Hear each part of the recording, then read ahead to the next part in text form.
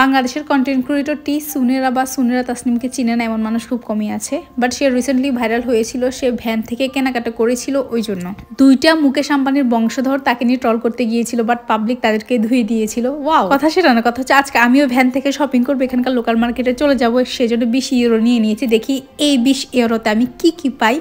আসলে বারবার ট্রাই করতেছিল ক্যামেরাতে আসার জন্য, তো চলেন লেটস গো। অলরেডি আমি কেনাকাটা করতে চলে এসেছি। এখানকার কয়েকটা ভিডিও মেবি আপনাদের সাথে আমি শেয়ার করেছি, আজকে আবারও শেয়ার করতেছি। ভাই, আপনাদেরকে যদি আমি দেখাতে পারতাম এখানকার ভ্যান থেকে আমাদের থেকে ইতালিয়ানরা বেশি শপিং করে। হ্যাঁ, এখন আপনারা অনেকে বলতে পারেন আপু আপনি মনে হয় মিথ্যা কথা বলতেছেন, কই আপনার ভিডিওতে তো কোনো ইতালিয়ান দেখতেছি না।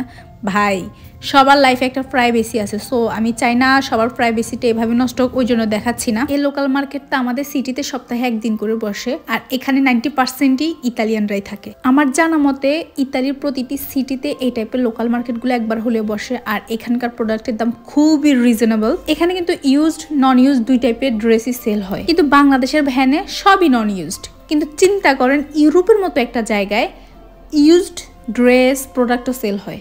এরপরও বাংলাদেশে যারা ভ্যান থেকে কেনাকাটা করে তাদেরকে দেখে কিছু পাবলিক বলে, জাস্ট কিছু পাবলিক, এখান থেকে আবার কে কেনাকাটা করে। আমি কিছু ঘাটাঘাটি করে দেখেছি, বাংলাদেশের ভ্যানে খুবই ভালো ভালো মানের কাপড় চোপড় পাওয়া যায়। আর বাংলাদেশের ফ্যাক্টরি বা গার্মেন্টসগুলো তো আর এইটা বলে প্রোডাক্ট উৎপাদন করে না, এই প্রোডাক্টগুলো আলাদা করে ভ্যানের জন্যই বানানো হয়েছে। কিন্তু যাই হোক, বাংলাদেশে কিন্তু পজিটিভ মাইন্ডের মানুষই বেশি। সুনেরাকে যখন ট্রল করা হচ্ছিল প্রায় 90% মানুষ সুনেরার পক্ষেই ছিল, অ্যান্ড দ্যাট ওয়াজ গ্রেট। আচ্ছা যাই হোক, অনেক বকর করতেছি, এদিকে কিন্তু আমার শপিং প্রায় শেষ। আমি বাসায় গিয়ে আপনাদেরকে দেখাবো যে আজকে আমি কি কিনেছি 20 ইউরোতে, আর কোনটার প্রাইস কত ছিল সেটাও জানতে হলে শেষ অবধি দেখতে হবে। আমি ভাবলাম যে আমার শপিং শেষ, কিন্তু না, এই ড্রেসটা পছন্দ হয়ে গিয়েছিল, অ্যান্টুক করে নিয়ে নিয়েছি। আমি আর আমার ফ্রেন্ড গিয়েছিলাম, মোটামুটি আমাদের দুইজনের ঘোরাঘুরি শেষ, এখন বাসায় যাব। কিন্তু আমার ফ্রেন্ডের এই জিনিসটা অনেক পছন্দ। এখানে ছোট ছোট চিংড়ি, মিনি অক্টোপাস, স্কুইড এগুলা ভেজে তারা সেল করে, এটা ওর অনেক পছন্দ, যদি আমি এগুলো খেতে পারি না। ও একটা নিয়ে নিয়েছে, তারপর পার্কে বসে ও খাচ্ছিল। আমি শুধু একটা চিংড়ি ট্রাই করছি, কারণ আমি এটা ছাড়া আর কিছুই খেতে পারবো না। আহারে, ইটালিতে এসেও এখনো ইটালিয়ান হইতে পারলাম না, এইটা কোনো কথা? অথচ বাংলাদেশের মানুষের সি ফুড খাওয়ার ভিডিও দেখলে আমার এত লোভ লাগে। তবে ইনশাল্লাহ বাংলাদেশে গেলে ট্রাই করব। এখানকার সি ফুড আমি একদমই খেতে পারি না। তারপর আশিলকে তার বাবা আমার কাছে দিয়ে গিয়েছিল, সে ঘুরতে চলে গেছে।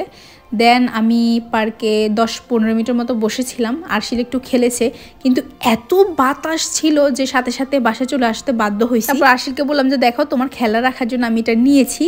ও অনেক খুশি হয়েছে। এখন আপনাদেরকে আমি দেখাই যে এটা কিভাবে সেট করে। আমার মনে হয় এটা সবার ঘরে ঘরে একটা একটা আছে, আর এটার প্রাইস খুবই রিজনেবল ছিল, মাত্র 1 ইউরো। সে তো খুবই এক্সাইটেড কখন আমি তাকে এটা খুলে দিব, আর সে দেখে তো চিনে গেছে। সাথে সাথে খেলনাগুলো এখানে ভরা শুরু করছে, আর অনেক খুশি হয়েছে।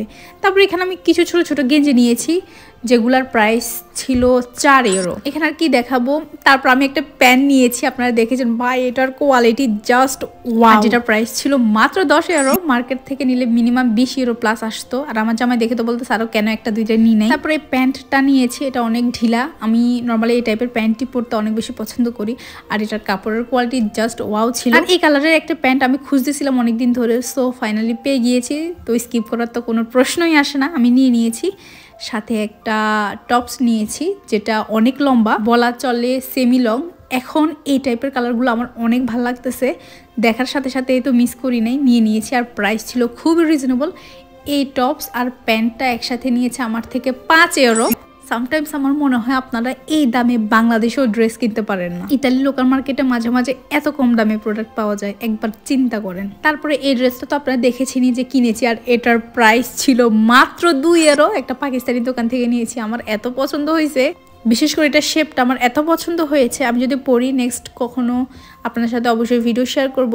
আর এই রকমের ড্রেস আমার আরও একটা আছে, আমার কেন জানি না খুবই ভালো লাগে। অ্যান্ড এই ছিল আমার ভ্যান থেকে কেনাকাটার শপিং। জানি না কার কাছে কেমন লেগেছে, যদি ভালো লাগে ফলো অ্যান্ড শেয়ার করতে একদমই ভুলবেন না। নেক্সট ব্লগের জন্য ওয়েট করেন। সবাই ভালো থাকবেন, টাটা।